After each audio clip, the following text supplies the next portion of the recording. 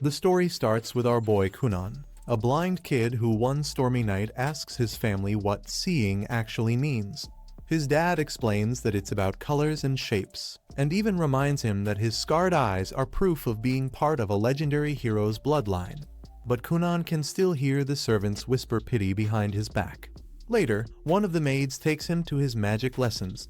Kunan wonders why he even needs magic when he can't move around on his own. But his maid proudly reminds him he has the water emblem. His new tutor, Jai Course, introduces herself and they start training. Kunan tries a water spell called Aori and makes a tiny water bubble.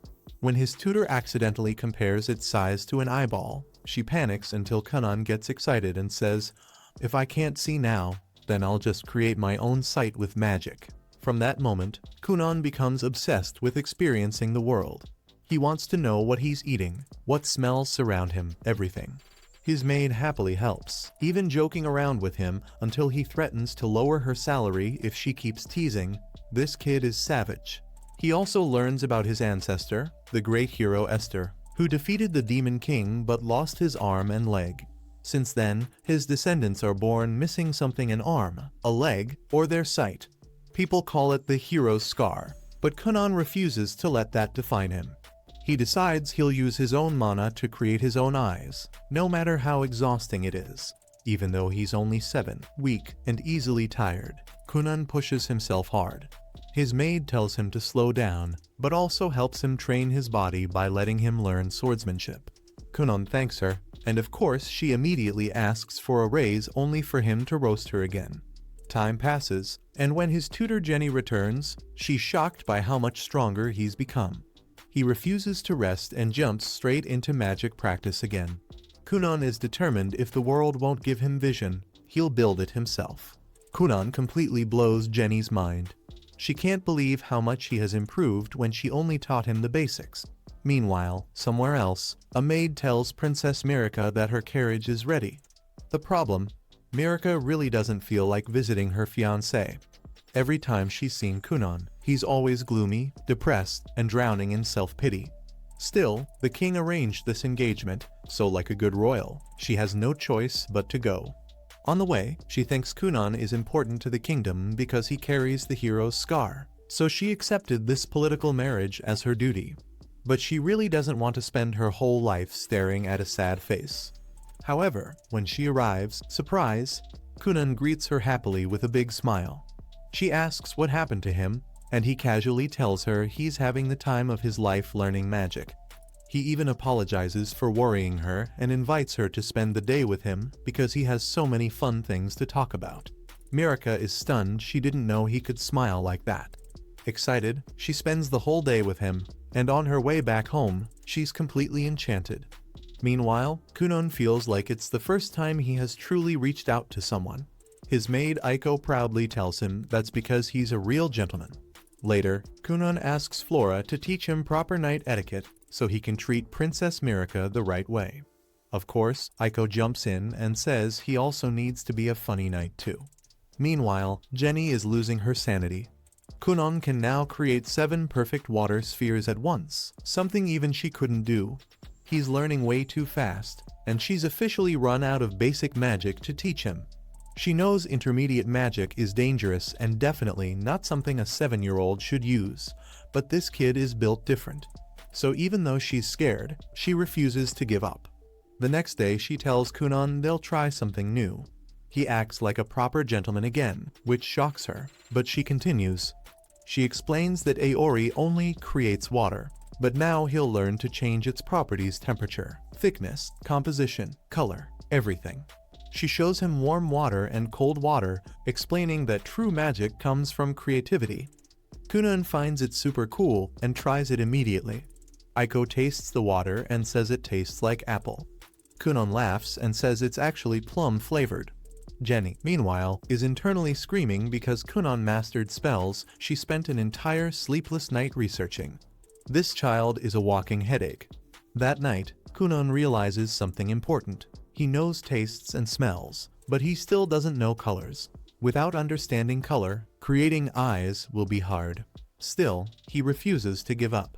The next morning, Aiko asks what he wants to drink. And Kunan casually says, "Milk tea without milk. Don't ask, nobody knows."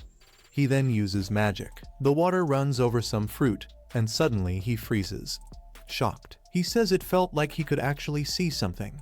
Aiko freaks out with excitement and threatens to slap him if he's joking. Kunan tells her to wait because even he isn't sure yet. Aiko scolds Kunan because yes, she wanted a gentleman with humor, but she definitely didn't sign up for bad jokes. Kunan quickly tells her to calm down because he actually saw colors, or at least sensed them with magic. He tries to prove it and asks if a green apple is red. She laughs and says no, explaining that he doesn't know the names of colors since he's never actually seen them. She tells him green apples have a softer, lighter shade of green. Kunan complains that she's confusing him with all these different tones, and she just shrugs like, that's how colors work. Then she asks him how many apples are in front of him, and when he answers correctly, she's stunned. Later, Aiko reports everything to Kunan's father. She explains that even though Kunan's range is small, he can distinguish colors, and the closer he gets to something, the clearer he sees. If he touches it, his vision becomes super accurate. His father immediately asks if that means Kunan can read now. Aiko says he identifies the ink color with his fingers and, although he doesn't know letters yet, he loves looking at illustrations. Then Kunan's dad wonders if they should move him back to the main mansion. Kunan originally chose to live separately so he wouldn't bother anyone, and because his mother never left his side. Aiko explains that Kunan is changing, working hard every day, and putting him in a new environment might slow him down. His father agrees and jokes that if he wants to see his son, at least he's nearby, but Aiko will have to handle him alone. She proudly says she can do anything for money. Her honesty makes him laugh, saying it's probably good for Kunan. Aiko immediately asks for a raise, and of course, he just laughs harder. Sometime later, Aiko meets Kunan again, who is preparing an experiment to impress Jenny when she arrives. She tells him to make something big. Kunan uses his Aori magic and creates a giant red water sphere. Right then, his family walks in. When he hears his mother's voice, he gets distracted and boom. The bubble explodes and paints him completely red. His mother goes into panic mode, while his father yells asking how he could do something so horrifying. Kunan is clueless until Aiko explains that red is the color of human blood, which makes the situation, very bad. His furious father punishes Kunan for 2 months and cuts Aiko's salary for 3. Poor Aiko practically dies inside. Meanwhile, Jenny is secretly watching everything. Instead of scolding him, she's just terrified in a good way. She realizes this kid is insanely talented and might actually reach the highest magical rank in existence, Blue Sorcerer. Time passes. Aiko later brings Kunan a bunch of new study materials. Now he's 9 years old, taller, sharper, and honestly kind of a pretty boy. But it's time for a new chapter school. Meanwhile, Kunan's father tells his older son he has a little job for him. He wants him to escort Kunan to the Noble Academy, because let's be real, Kunan barely ever leaves the mansion. His brother remembers how Kunan once asked him to go outside when they were younger, and now that moment has finally come. Even though Kunan is nervous because he can't see, his brother promises to hold his hand, but the last time he said that, he let go after one single step and Kunan smashed face first into the ground. This time, though, Big Bro swears he'll do better and tells their father he'll give it his all. Meanwhile, Kunan is learning hydromancy, a magic where you pour water into a mystical container to find objects or predict the future. Aiko jokingly asks if he can find her lost youth and shine. What a savage. Kunan calmly tells her she's still young and beautiful, and if he wasn't the son of a marquis, he'd totally propose. Aiko calls him a flirt and reminds him she's 10 years older. And they both laugh while Flora stares like, what is wrong with these weirdos? Later, Flora continues teaching him etiquette, but realizes she may have turned him into a certified flirt instead. Every sentence he says is a compliment. While drinking tea, he even proposes a toast to Flora's beautiful eyes. It worries her a bit, but honestly, this new charming Kunan is way better than the depressed one he used to be. That night, the group heads out to meet Kunan's father. While walking through the cold forest, Aiko asks if Kunan can handle it. So he uses Aori magic to make 2 giant warm water bubbles with soft stretchy membranes, instant magical heaters. He wonders why his father called him, half afraid he's in trouble. But Aiko reminds him they already learned from the massive fake blood tsunami incident. Kunon says that was her fault anyway, she asked for it extra large. When they reach the mansion, they're greeted by Balin and Kunon's older brother, Ino. They walk together, and Ibu asks if Kunon wants to hold hands again. Kunon confidently says no, he can sense his surroundings pretty well now. Ino smiles, remembering how sad his brother used to be, and tells him he's happy to see him doing so well. Finally, they meet their parents. Kunon's father says Flora already confirmed Kunon has basically learned everything nobles study, but asks if he'd like to attend a real school. Kunon declines. He doesn't want to bother anyone, and honestly, he has other priorities. His father reassures him he's free to choose, but explains nobles are required to attend school. Kunon actually is enrolled, but because of his situation, the king granted him a special exemption. Kunon calls it nepotism, basically special treatment, and his dad begs him not to think like that. They argue a little about school, allowances, and responsible spending, and Kunon even asks if his dad is still mad about the giant blood garden incident. Spoiler, yes. If it happens again, goodbye allowance for months. His mom drags them back to the main topic. His father then mentions Princess Mirica. If Kunon skips school forever, it could hurt her reputation too. Thinking about her, Kunon finally agrees to attend even if he finds it annoying. His father tells him he doesn't have to stay long, just take 5 promotion exams. If he passes, he graduates. Only 5 visits total. Ido then reveals Princess Mirica will be graduating in the next test, so Kunon will be graduating alongside her.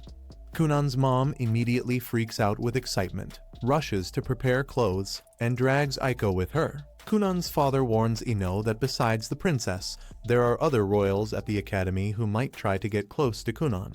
Ino tells him not to worry, he'll stay by Kunon's side the whole time. Later, Kunon meets Princess Mirica and tells her he'll be taking the promotion exams. She gets super excited because that means they can actually spend time together at school. Since he's never attended before, she happily declares that she'll be his personal guide. Kunon thanks her but worries that the boys who like her will get jealous. Mirica nervously laughs and says she doubts that'll be a problem.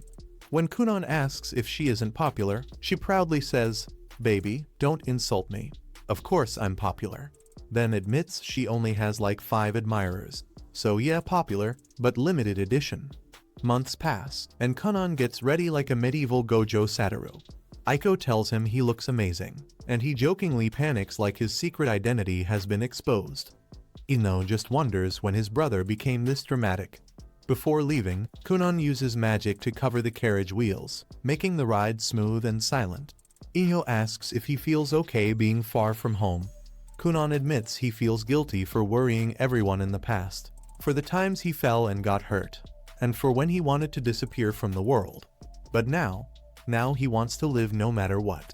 Ino is touched right until Kunon proudly adds that he plans to live so long, he'll feel bad for all the humans who die before him. Ito immediately blames Aiko for whatever unholy personality upgrade this is.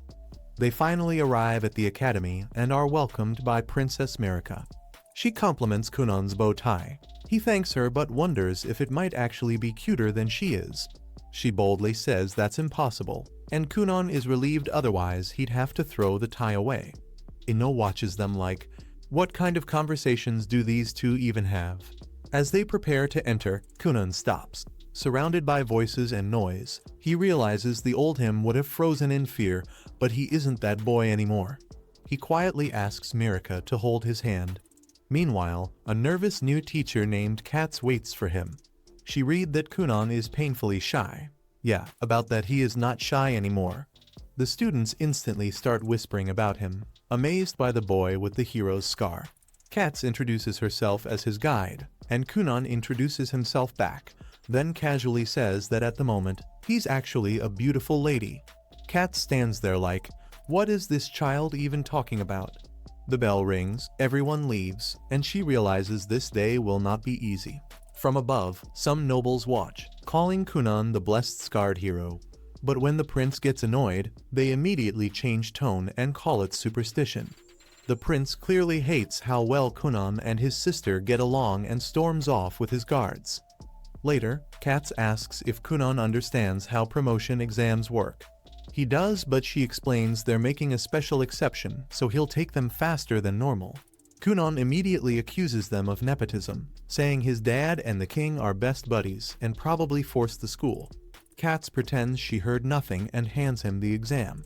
The kid keeps complaining anyway, ranting about conspiracies while answering every question perfectly.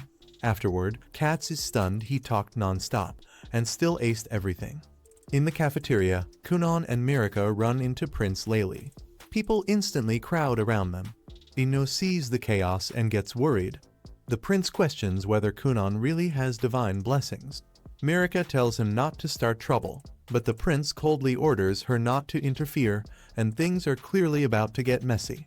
But thankfully Eno jumps in first. Prince Layli rudely declares no one may speak without his permission, backed by his followers.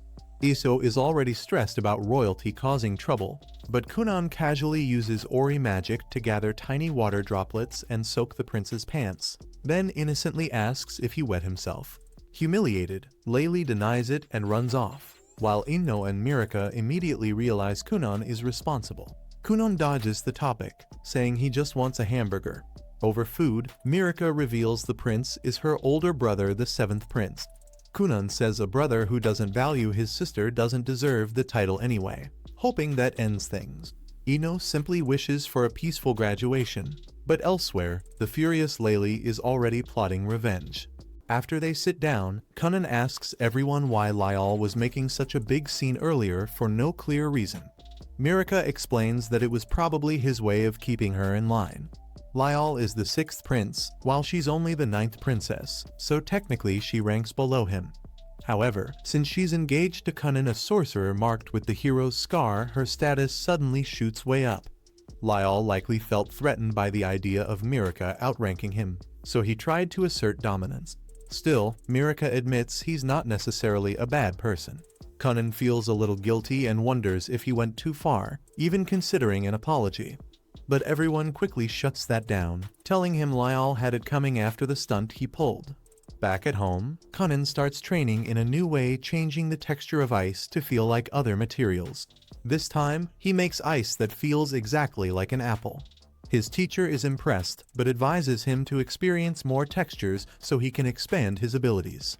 Soon, the day of the final exam arrives. At school, Ixio notices that Kunan has been touching the horse a lot lately and asks what's going on. Kunan casually says he's collecting samples, which only leaves Ixio more confused. A bit later, Mirika arrives to greet him. Kunan admits he's going to miss talking to her at school since it's his last day. Mirika smiles and reminds him that the day isn't over yet, there's no need for goodbyes so soon. They head into the exam room, and Kunan is thrilled. It's his first time taking a class alongside other students. Still, he knows he'll miss the quiet one-on-one sessions he used to have with Professor Cass. Cass reassures him that she'll still be keeping a close eye on him, even with others around. Ixio notices how close Kunan and Cass seem to be, and Kunan explains it's only natural after spending so much time talking during his exams. He even learned some surprising things like how Cass only became a teacher because she had a crush on another applicant. That man failed the exam, while Cass passed. Unsure what else to do, she stayed on and became a teacher instead. The others agree that it's nice Kunan and Professor Cass get along so well, but they also admit it's a little strange for a teacher to complain about her love life to a kid. Soon, several students approach Ixio and Mirika, asking to be introduced to Kunan. He politely introduces himself, relieved he'd started to worry no one ever talked to them because they had no friends. Mirika clears it up, explaining she asked her friends to keep their distance so she could spend time with Kunan. Kunan feels relieved, though he admits he doesn't really mind being alone either. As the final exam is about to begin, Lyall is still outside, posing dramatically and claiming someone as important as him doesn't need exams. His confidence collapses when his followers remind him he'll have to repeat the year if he skips, forcing him to head inside. Back in the classroom, Kunin is busy feeling the feathers of a pigeon near the window when Cass announces that the exam is starting and everyone should take their seats. Mirka tells Kunin she saved a spot next to her. But before he can respond, Lyle steps in between them and glares at him. Ixio stays quiet, remembering something he once overheard from the palace maids. They often talked about how badly Lyle messes things up, but never to his face, since he's still royalty. That's why Lyle is always so angry. Deep down, he knows people act polite around him, but probably mock him behind his back. Suddenly, Kunin grabs Lyle's hand and introduces himself properly. Lyle panics and yells that he never gave permission to be touched. Kunin calmly reminds him that they're going to be brothers-in-law someday, so it's only right they get to know each other. Kunin starts feeling Lyle's hand and casually remarks that, judging by his skin, Lyle must have a handsome face. It's an honest compliment, but Lyle isn't used to those. Completely thrown off, he turns to Mirka and asks if something is wrong with Kunin. Mirka bursts out laughing, and soon the entire class joins in. At first, Lyle thinks they're laughing at him, but Mirka explains they're laughing because it's the first time anyone has ever seen him so flustered. Lyle denies it immediately and demands Kunin let go of his hand. Kunin holds on for a few more seconds, then adds one last comment. Lyle's voice sounds strong too. Lyle originally planned to be rude to Kunin and put him in his place, but after their interaction, he has no idea how to react anymore. Before things can get any more awkward, Professor Cass calls everyone to their seats and officially starts the exam.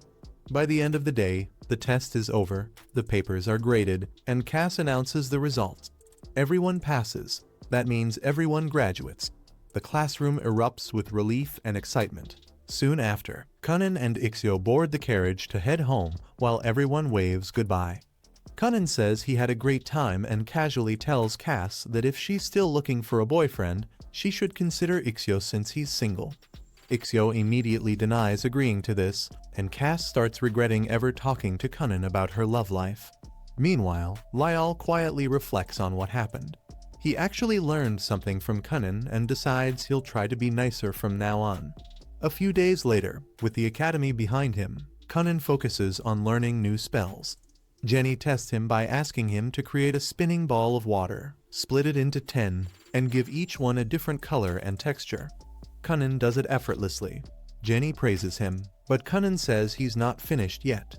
He then turns one of the water spheres into a dove and sends it flying into the air. Jenny is completely stunned. She drops to her knees, knowing even master water mages couldn't pull that off so easily.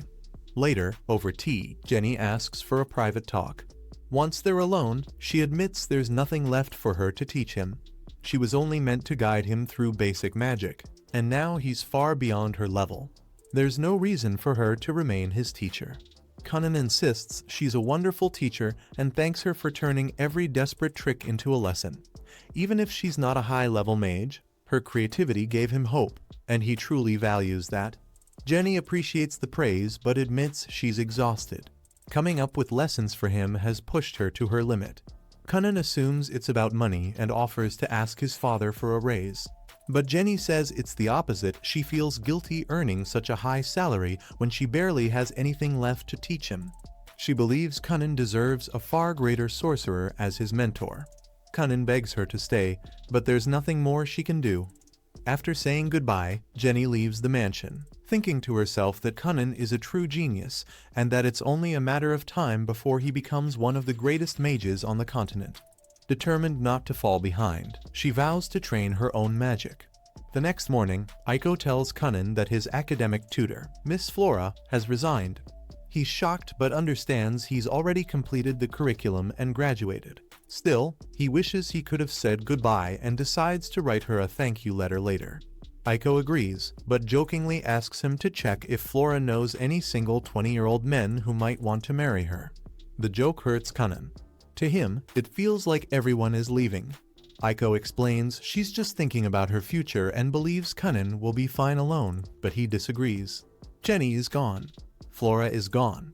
And now Aiko wants to leave too. He fears he'll end up alone. That night at dinner, Kunin tells his father about Jenny quitting and her suggestion to find a master sorcerer. His father recalls a rumor about a powerful royal sorcerer.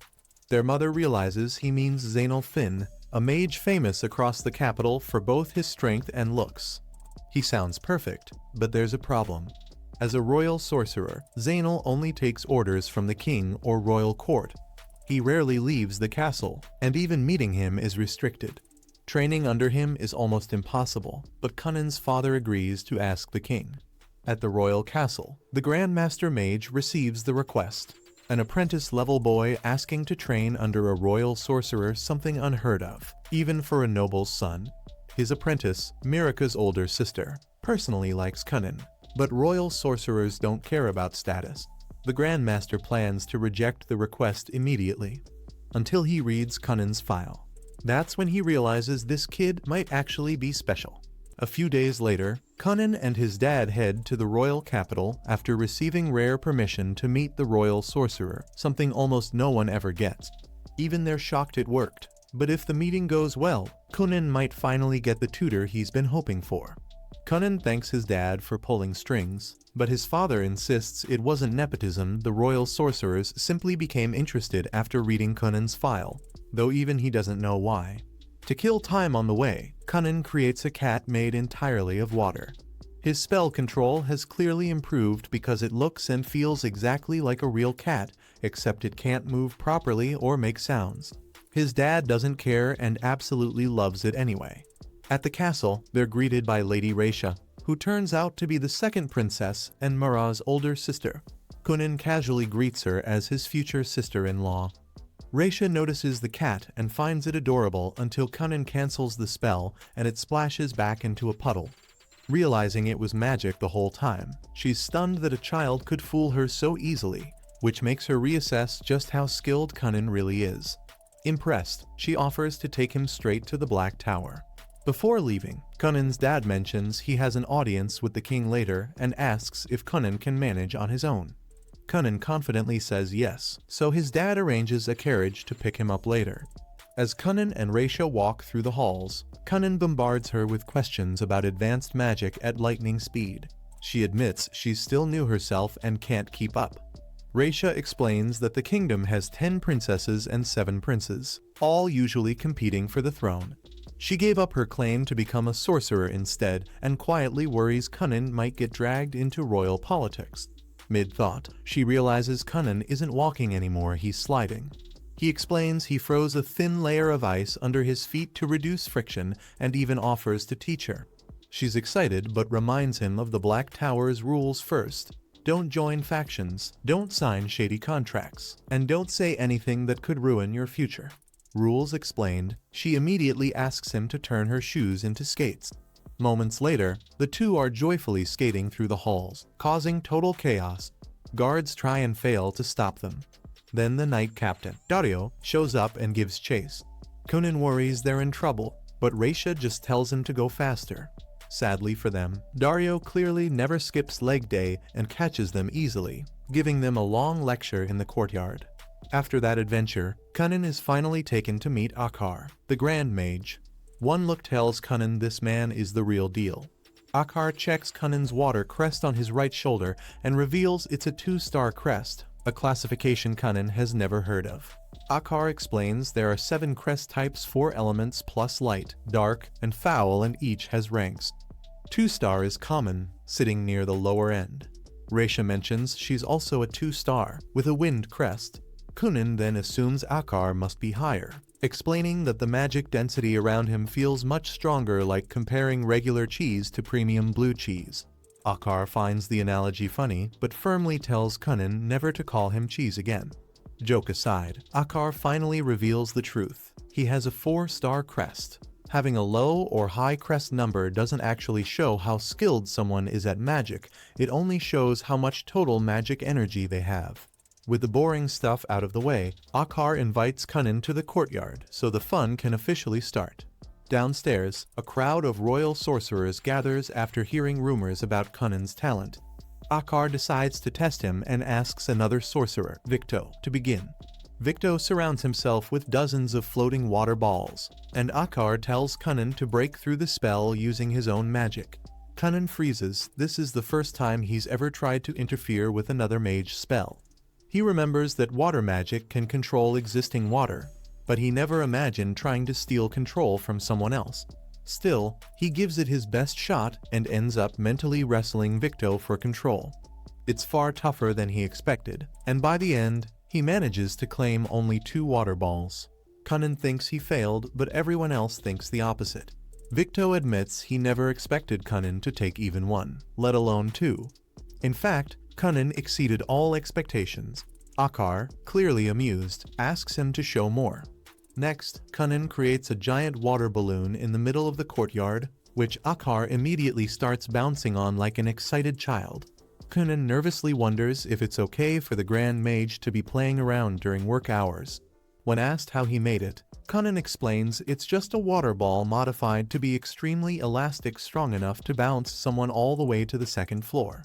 Akar decides he's had enough bouncing for the day.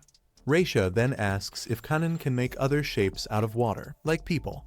To prove it, he creates a water doll that looks like Eco. It still can't move naturally, and when he makes it fly, it looks more creepy than cool. Unfortunately, a few castle maids spot it through a window and mistake it for a ghost. Panic breaks out, knights rush in, and the sorcerers immediately start blaming Victo for some reason. Kunnan feels awful. He's been scolded twice on his very first day. Akar tells him not to dwell on it and suggests that next time, they talk magic over lunch instead. Kunnan asks if this means he passed the test, and Akar says the answer should be obvious. He personally promises to assign Kunnan, a royal sorcerer, as his tutor. Kunnan is overjoyed, though he worries it might look like he's siding with a royal faction. Raisha reassures him that royal sorcerers stay out of politics, which puts him at ease. Before Kunnan leaves, Akar asks one final question: what is his goal with magic? Kunnan replies that he wants to someday create new eyeballs for himself using magic. Everyone is moved by his answer and supports his dream. But the mood shifts when Kunnan finds his father waiting and clearly angry. He's heard about Kunnan getting scolded twice in one day and demands an explanation. Raisha tries to take the blame, but his father says it doesn't matter. A sorcerer is always responsible for the consequences of their magic. Someone with the power to kill thousands can't hide behind, "I was just following orders." If an order could hurt others, it must be refused. Kunnan understands, apologizes, and promises to do better. His father leaves, but Kunnan plans to stay a bit longer since he has dinner planned with Mura. Raisha reminds him he's already late, and Kunnan doesn't want to run there sweaty. She suggests flying instead. As a wind mage, she just needs a platform. Kunnan creates another water balloon, makes it float, and once they're airborne, Raisha uses her wind magic to push them forward. It's thrilling, right up until they realize they forgot about landing. They crash safely, thanks to the water balloon, but unfortunately, they land right in front of Dario. It's the 3rd time he's caught them causing trouble, and he is not amused. While Mura is still getting ready, Kunnan and Raisha are busy getting scolded again. Mirika is alerted the moment Kunnan arrives, and she practically sprints to the door, thrilled for their long-awaited date. Soon after, the two head to their reserved restaurant. Once seated, Mirika asks how his visit to the Black Tower went. Kunnan can't stop smiling. He tells her he met Mirika's sister, spoke with several mages, and even passed the evaluation. All that's left now is to be assigned an instructor, though he still has no idea who it'll be. A maid quietly observes the pair and notices Kunnan doing most of the talking while Mirika listens with a soft smile. She doesn't interrupt. Mirika clearly looks happy. The reason Kunnan is talking non-stop is simple. Ever since graduation, time with Mirika has become rare. He's trying to squeeze every thought and feeling into this one evening. He even promises that once they're married, he'll make sure they spend as much time together as she wants. That single line makes Mirika's heart flutter so much that even after the date ends, she spends hours in bed kicking her feet in pure happiness. Kunnan is back at home, focused on writing a report. He's interrupted when Eiko calls him outside, asking for help with her magic. She wants him to create soap bubbles to make washing clothes easier. Kunnan agrees, though he's clearly annoyed about the delay. Eiko scolds him for spending too much time indoors, warning that without sunlight, he'll never grow taller. Nervous, Kunan asks if girls really prefer tall guys. She admits most do, but quickly adds that she'll like him either way, even if he stays a tiny munchkin. After finishing the laundry, the two lie on the grass. Kunan asks if any letters arrived for him, but Eiko says there's nothing. When she presses him, he admits he's waiting to hear who his instructor will be. Unfortunately, there's still no word from the tower. What Kunan doesn't know is that the decision has already been made. Most mages are just too terrified to deliver the news. Eventually, one unlucky mage gathers his courage and visits Xian's room, only to find it buried under mountains of paperwork. When Xian wakes up, he nearly explodes in rage until he hears the Grandmaster wants to see him. His attitude flips instantly. Days later, Kunan finally receives his letter. His instructor has been chosen. Eiko is ecstatic until she reads the name. Xian, the legendary mage feared and admired across the kingdom. Women everywhere would do anything just to meet him, and now Eiko might get to speak with him personally. Meanwhile, Rhea and Mirika head to the royal castle. Because royal sorcerers need direct orders to leave their posts, they plan to officially command Xian to guard Mirika, giving her the perfect excuse to visit Kunan. On the way, Mirika runs into her older sisters, Everil and Lydalia. Unlike Raisha, her relationship with them is strained. They sneer at Mirika, praising Kunan's talent while mocking her as a useless tag along living in his shadow. Rishia immediately shuts them down, telling them to move if they have nothing worthwhile to say. Powerless, the sisters storm off. Later, Kunan waits in his garden with Eiko as the carriage arrives. He steps forward, expecting Xian, but Mirika exits first. He didn't expect her, yet he's instantly happy. Seeing her always lifts his heart. Then Xian steps out. Kunan freezes. Eiko internally panics, but forces herself to stay composed. The pressure radiating from Xian's magic is suffocating. Kunan instantly understands this man exists on a completely different plane from every other royal sorcerer. Mirika notices his silence and checks on him. Kunan brushes it off and introduces himself. Xian, clearly uninterested, admits he only came because the Grandmaster mentioned an interesting kid, though he doubts Kunan deserves the praise. Dario then introduces himself as the knight assigned to guard both Mirika and Xian. Kunan greets him warmly, surprising Mirika. He explains that Dario scolded him and Rishia multiple times during their last visit to the capital, though he admits the knight was just doing his job. Soon after, Kunan, Xian, and Mirika sit together in the garden. Kunan barely acknowledges Xian, too busy chatting with Mirika. Annoyed, Xian slams his fist on the table and demands they talk about magic. He starts grilling Kunan with high-level questions, clearly trying to expose gaps in his knowledge. But Kunan doesn't falter. When asked about compound spells, he explains how splitting and rearranging magic circles creates entirely new effects. Xian asks how many divisions Kunan can manage, expecting a modest number. Kunan casually answers that he can handle 31 sections and sometimes even 32, though it's unstable. Xian is stunned. Now he understands why the Grandmaster was so invested. Still, he smugly claims he can manage 50. That number leaves Kunan speechless. But Xian presses further, asking how Kunan broke past the infamous 20-section wall. Kunan explains that once he began layering spells, the limitation disappeared entirely. This genuinely impresses Xian. Discovering something so advanced alone is rare. Still, he decides to push Kunan further. Kunan excitedly asks to see a 50-layer spell. Xian refuses, saying there's no point, and besides, he hasn't officially accepted him as a student. Instead, he conjures an enormous, flawless earth wall and tells Kunan to destroy it if he wants to be taught. He also asks for that rumored waterbed spell so he can watch comfortably. The moment Xian lies down, he instantly falls asleep from how absurdly comfortable it is. Eiko doesn't blame him, the same thing happened to her.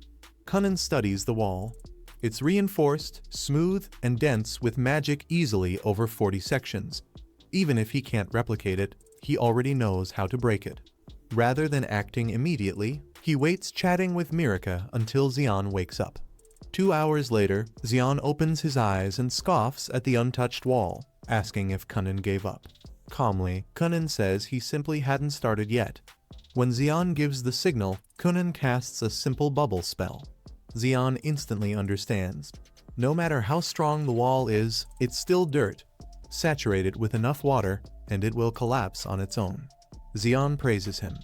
Where most mages rely on brute force, Kunnan shows precision and patience. That alone earns him recognition, and Xian officially accepts him as his student. Kunnan is overjoyed. He has a legendary master and Mirika by his side. But Xian immediately warns him training will leave no room for distractions. Then Xian turns to Mirika and asks what she plans to do. With Kunnan's talent, power, and future influence, countless women will chase him. How will she stand out? Kunnan snaps back, telling Xian to stop. Xian insists he wasn't being cruel, he was actually rooting for her. Still, Kunnan says some truths don't need to be spoken. With Xian's attitude, it wouldn't surprise him if he once drove away the woman he loved. The words strike deeper than expected. Xian explodes, yelling at Kunnan to shut up. That night, Mirika lies awake, thinking about everything Xian said. She knows Kunnan is destined for greatness, and if she wants to remain by his side, she realizes she can't stay the same. She'll need to grow stronger too. A few days later, Xian and Erika return to Kunnan's house for his next lesson. Kunnan is super excited, until he realizes today's training isn't training at all. Instead, Xian drags him into an empty office and dumps a mountain of documents on the table. This was supposed to be Xian's job, but he's way too lazy. He tells Kunnan to finish everything by the end of the day, then casually asks him to make a waterbed so he can nap. Since Kunnan is busy all day, Mira won't get to talk to him. Eiko offers her some tea, but Mira politely declines and asks for a favor instead. She wants to secretly practice swordsmanship while she's here.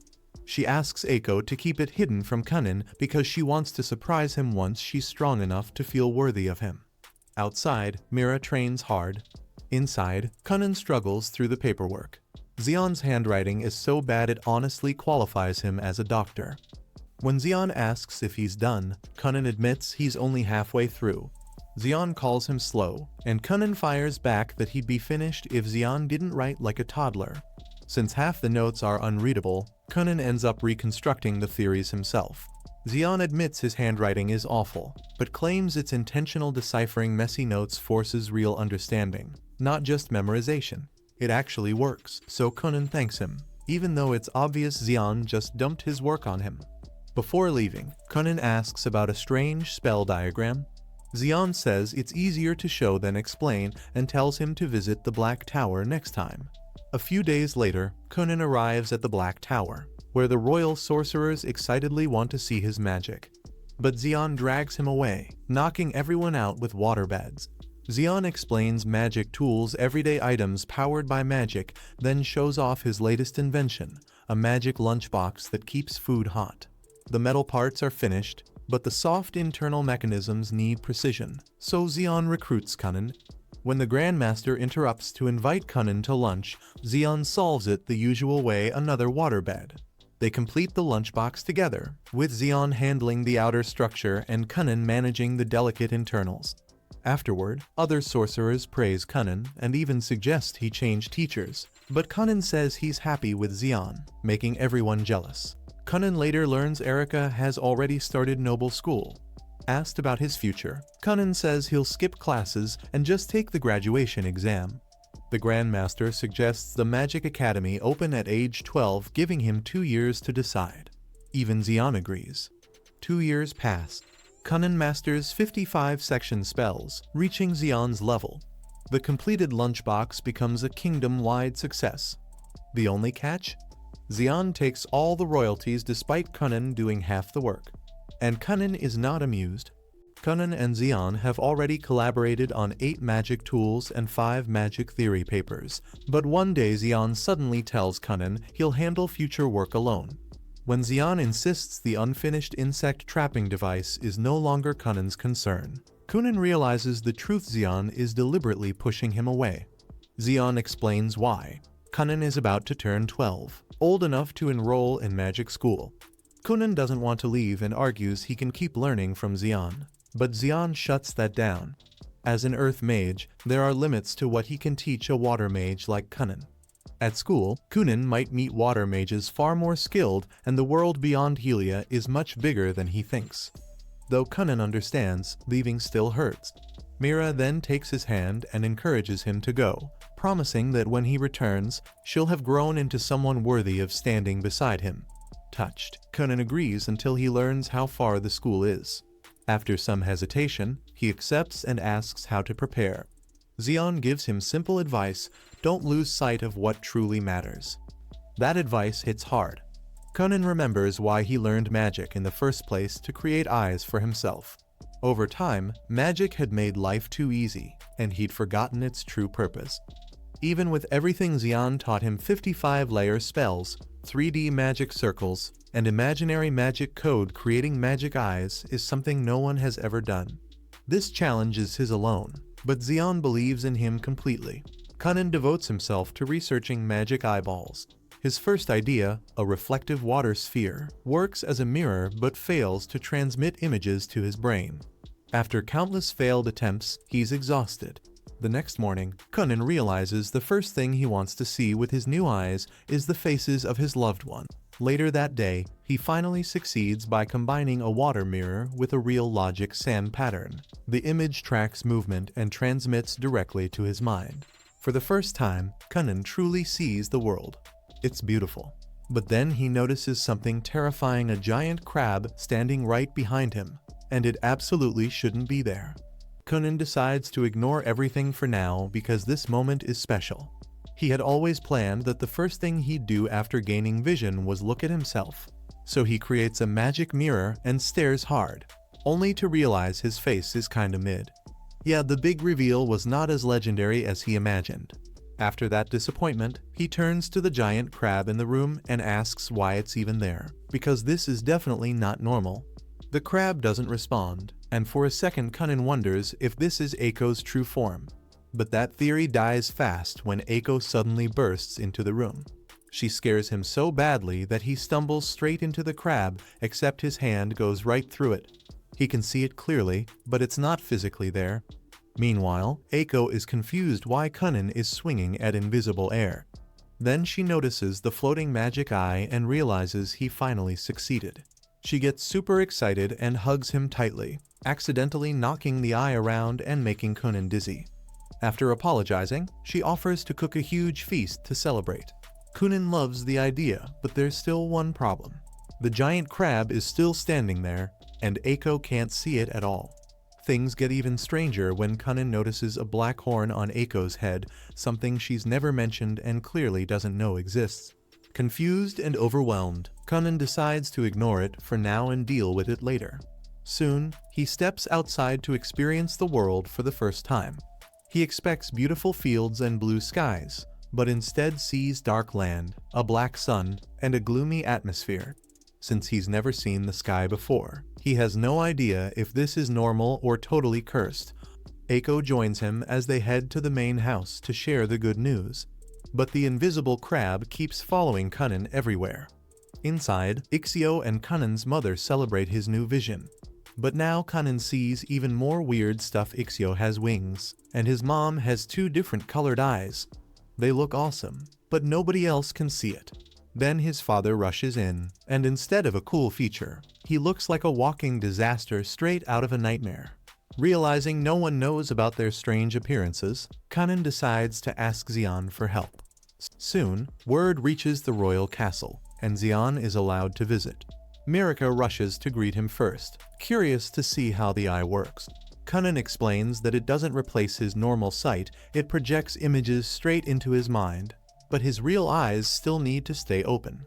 That's when Mirika realizes he's been keeping them shut the whole time and tells him to look at her properly. Nervously, Kunin opens his eyes, and thankfully, she looks completely normal and just as beautiful as always, except for one tiny detail. There's a random feather sticking out of her head. Weird, but close enough to normal. Dario shows up next, and in Kunin's strange vision, he's holding what looks like a legendary sword. But nothing tops Xion's entrance. To Kunin, Xion doesn't even look human anymore, he looks like a glowing figure made of pure light. The brightness is so intense it feels like staring at a phone screen on full brightness in the middle of the night. Kunin pulls Xian aside and explains everything: the giant crab creature, the distorted appearances, and the visions that won't go away. Xian laughs at first, thinking it's a joke, but quickly understands Kunin is serious. He offers two theories. First, the magic eye might allow Kunin to see people's souls, and those souls take strange shapes. Second, it could be magic sickness, a condition where strong magical energy overloads the brain, causing dizziness and hallucinations of invisible beings. Xian admits he once experienced something similar and saw floating creatures with no physical form, which sounds dangerously close to Kunin's crab monster. There's no definite answer yet, so Xian tells him to keep watching and look for patterns. When Kunin worries he messed up the spell, Xian shuts that thought down immediately. Anything created by someone as talented as Kunin wouldn't fail so easily. He reminds him that even in nature, every creature sees the world differently. Some have dozens of eyes, others have none. There's no single right way to see reality. What Kunin is witnessing might not be a flaw. It could be something incredibly important. For now, Xian advises him to keep it secret until they understand it better. Drawing attention could bring trouble. Kunin agrees, though staring at Xian still feels like staring into a living flashlight. That evening, Marika finishes training and waits outside with Eiko, while Xian continues talking to Kunin. While waiting, she mentions Kunin's birthday is coming up and wonders what gift she should get him. Eiko laughs and tells her not to overthink it. Anything from her will make him happy. When Kunin finally comes out with Xian bursts into laughter after seeing Marika, imagining how ridiculous she must look in Kunin's vision with that feather on her head. Later, Eiko helps Kunin clean his office. When she asks what to do with a pile of books, he tells her to return them to the library. He's already finished reading them all. The reason for the cleanup soon becomes clear. Today is Kunin's 12th birthday, and he's officially chosen to leave for magic school. That night, his family throws him a small celebration. Everyone is proud, but the joy is mixed with sadness since he'll be leaving for years. His mother struggles the most, worrying about life without him around. Kunin promises that no matter how far he goes, she'll always be in his heart. Later, Kunin and Marika stand together on the balcony. She asks if he's ready, and he says he only packed his favorite clothes and the essentials. He can buy everything else later. Sadly, Marika won't be able to see him off because of school, but Kunin understands. Then she gives him her gift. Inside the box is a beautiful bracelet. She explains that she bought matching ones for both of them. Whenever things get hard at magic school, she wants him to talk to it like he's talking to her. She'll do the same, so no matter how far apart they are, they won't feel alone. Kunin promises to write letters as often as he can. Marika promises the same. They swear to wait for each other no matter how long it takes. On the day Kunin leaves, his family gathers to say goodbye, all struggling to hold back tears. They expect Kunin to break down too, but he's already accepted it. He knows it's only 4 or 5 years. And more than anything, he's excited. New sorcerers, new challenges, a brand new adventure. 5 days pass, and Kunin is still traveling toward the magic school like it's located on the other side of the world. Eiko finally loses patience and asks how long this journey is supposed to take. Kunin casually drops the truth. The school is in another kingdom, and they haven't even left Hulia yet. At this pace, it'll take almost a month. The only good news is they're about to reach his grandpa's mansion to rest. But Kunin feels uneasy. Eiko has already made it clear she doesn't want to stay a maid forever. She wants a husband, kids, and a real future. And now this trip could be her chance to leave. Soon, they arrive at Grandpa's place, and Kunin is overjoyed since it's been 4 years. The mansion even has a massive magic library, the real reason Kunin begged to come. Grandpa rushes out happily, demon horns and all, which still feels weird to Kunin. To celebrate Kunin joining magic school, Grandpa offers to buy him anything, literally anything. Sadly, Kunin's mom already sent a letter limiting him to 500k. Grandpa is crushed since he was planning to buy a whole cruise ship. Then Kunin asks for a new maid, and that's when they meet Ringo, Eiko's little sister. She's basically Eiko 2.0, except she already has a fiancé, which somehow makes Eiko jealous. Ringo is nervous about serving a noble hero Scar Kid, but Kunin turns out super chill. Eiko warns her that Kunin forgets to eat when studying magic, so sandwiches are now part of her job. She also tells Ringo not to fill his head with naughty ideas or turn him into a playboy. Ringo promises, though she admits girls will probably swarm him anyway since he's kind, smart, and handsome. Eiko refuses to believe that, and they argue until they remember the sandwiches. The next morning, Eiko hugs Kunin tightly goodbye, saying she'll miss him but believes he'll be okay. Then Kunin and Ringo head toward magic school. Kunin worries about keeping her away from her fiancé for years, but Ringo smiles and explains they agreed she'd work to save money for the restaurant they planned to open. A few days later, they stop in a city packed with magic shops. Ringo is amazed. Kunin spots a cool magic book in a window and rushes inside like a kid in a candy store. He wants it badly but says buying magic books would make him poor. Then Ringo checks the price. 5 million. At that price, she could open an entire restaurant empire. Kunin just shrugs. Magic books are usually one of a kind, and rare things don't come cheap. The shop owner overhears and asks if he's from the magic school. Kunin explains he's a mage but hasn't enrolled yet. The woman gets excited and politely asks him to show some magic. Kunin creates a tiny water cat in her hands. She's completely stunned. She's never seen a spell like that before. She admits she's not a mage, just a huge magic fan, and warns him the competition in Darashik is brutal this year. The saint from the Holy Kingdom is joining, and last year they had monsters like the Inferno Prince and the Lightning Bolt. Since she's in a good mood, she offers him a famous grimoire by the legendary mage Xion at a discount. Kunin casually declines because he literally helped Xion write it. Ringo is still shocked by the prices as they leave. Next, they stop at a fabric shop. Kunin touches everything like a curious cat, annoying the owner who assumes he's rich nobility. When yelled at, Kunin calmly says he just wanted to feel the textures. He asks about rare dark fox fur and after feeling it once, casually creates a dark fox using magic. The owner nearly faints. Kunin explains he collects texture samples so his magic creations feel real. Moments later, the saint and her group enter the shop and find the dark fox. When she touches it, the spell breaks and dumps water all over the shop owner's lap, and she proceeds to examine the magic while he suffers in public embarrassment. Eventually, Kunin and Ringo reach the magic school only to learn the dorms are full. The receptionist Lubel explains students were supposed to apply early, but Xion never told Kunin. Now they're basically homeless. Hotels are too expensive, so they rent a small house using a list Lubel provides. Meanwhile, in a dark room at the school, the staff review applicants and Kunin's name strangely catches their attention. The next day is the entrance exam. Ringo isn't allowed inside and even tries to bribe Lubel, which fails badly, so she waits outside while Kunin enters. The other applicants stare at him like he's crazy, because he's wearing an eye mask. Kunin activates his brand new magic eye to secretly check out the other applicants and immediately notices they all have some weird little hidden traits. But one girl really grabs his attention. He walks up to her and casually asks if she's the saint from the Holy Kingdom.